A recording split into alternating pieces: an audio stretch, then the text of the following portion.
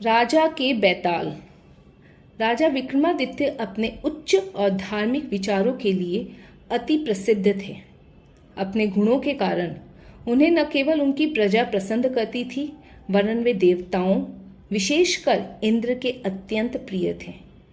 एक बार इंद्र ने विक्रमादित्य के पराक्रम को परखना चाहा। उन्होंने अज्ञा नामक अपने सहायक को विक्रमादित्य के साथ द्वंद्व युद्ध करने के लिए कहा। एक दिन रात में राजा विक्रमादित्य अकेले टहल रहे थे। अज्ञा उनका रास्ता रोककर सामने आकर खड़ा हो गया। राजा ने पूछा, तुम कौन हो और मेरा रास्ता क्यों रोके हुए रहे हो? मैं इंद्र का सहायक अज्ञा हूँ और आपके राज्य की पहरेदारी करता हूँ।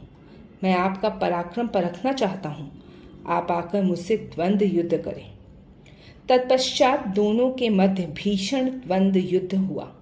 अंततः अज्ञा हार गया। उसने आत्मसमर्पण करके कहा, हे विक्रमादित्य, मैं मानता हूँ कि आप अत्यंत बहादुर हैं। मैं आपके गुणों से अत्यंत प्रसन्न हूँ। जाने से पहले मैं आपको आपके जीवन में आने वाली सन्यासी रूपी मुसीबत से सावधान कराना चाहता हूँ। उससे बचने के लिए आपको चतुराई से काम लेना होगा। कुछ दिनों के बाद एक सन्यासी राजा विक्रमादित्य के महल में आया। राजा का अभिवादन कर उसने कहा, हे राजन, हे इंद्र के प्रिय धन्य आत्मा, मेरा अभिवादन स्वीकार करें। राजा ने हाथ जोड़कर सन्यासी का स्वागत किया और कहा, हे गुरुदेव, आपकी उपस्थिति से मैं धन्य हुआ। आप अपने आगमन का कारण बताने की कृपा करें। सन्यासी ने एक रत्न निकालकर राजा को देते हुए कहा, विक्रमादित्य, इस अमूल्य पत्थर को सभी देवताओं का आशीर्वाद प्राप्त है। इसे अपने पास आप रखें। आपका राज्य सदा समृद्ध रहेगा। राजा अमूल्य उपहार पाकर धन्य हो गए। उन्होंने कहा, हे गुरुदेव, मेरे लिए यह अमूल्य उपहार है। मैं आपकी क्या सेवा करूं? मुझे बताने की कृपा करें।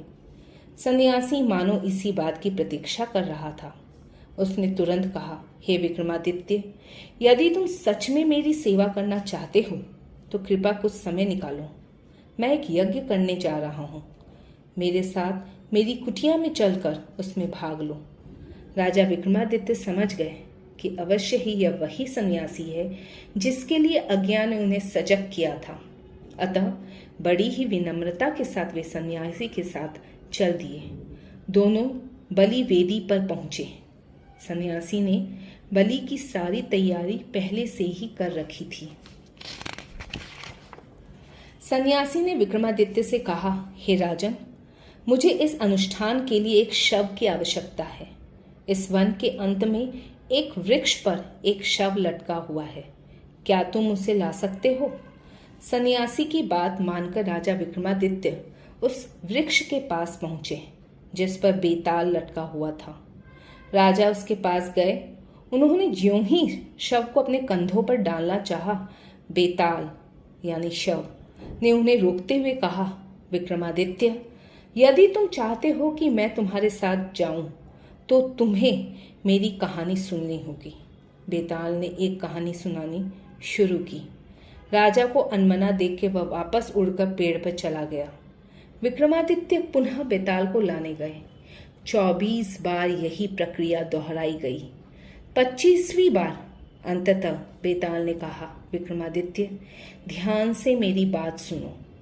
तुम जिस सन्यासी के साथ यहाँ आए हो वह दूसरे राज्य का राजा है। वह देवताओं के बीच तुम्हारी प्रसिद्धि के कारण तुमसे ईर्ष्या करता है और तुम्हें मारने की योजना बना रहा है। माँ काली को प्रसन्न करने के लिए वह कुछ अनुष्ठान कर रहा है और तुम्हारी बलि देने के लिए तुम्हें यहाँ लाया है। अतः उससे सावधान रहना। यह सुनकर विक्रमादित्य को अज्ञा के कहे हुए शब्द याद आ गए, जिसने आने वाली मुसीबत से पहले ही उन्हें सजग कर रखा था। उन्होंने बेताल से कहा, यदि ऐसा है तो क्या तुम उसे मारने में मेरी सहायता कर सकते हो? बेताल ने राजा को सहायता का आश्वासन दिया और दोनों सन्यासी के पास पहुंचे। सन्यासी ने उन्हें देखकर कहा, अरे वाह, तुम दोनों सही समय पर आए हो। मेरा अनुष्ठान करीब करीब पूरा हो चुका है। देवी प्रसन्न है। अब तुम दोनों देवी के सामने सिर झुकाकर अपनी कृतज्ञता प्रकट करो। इस पर राजा ने कहा, हे गुरुदेव, देवी को किस प्रकार कृतज्ञता प्रकट करनी है, क्या आप करके मुझे बता सकते हैं? सन्यासी ने देवी की प्रतिमा के सामने झुका। पलक झपकते ही राजा विक्रमादित्य ने अपनी तलवार निकालकर उसका सिर काट डाला। देवी राजा के इस व्यवहार से प्रसन्न हो गई थी। उन्होंने राजा को आशीर्वाद दिया, विक्रमादित्य, तुमने अपनी चतुराई साबित कर दी है। ये दो सहायक अघिया और बेताल अब सदा के लिए तुम्हारे हैं।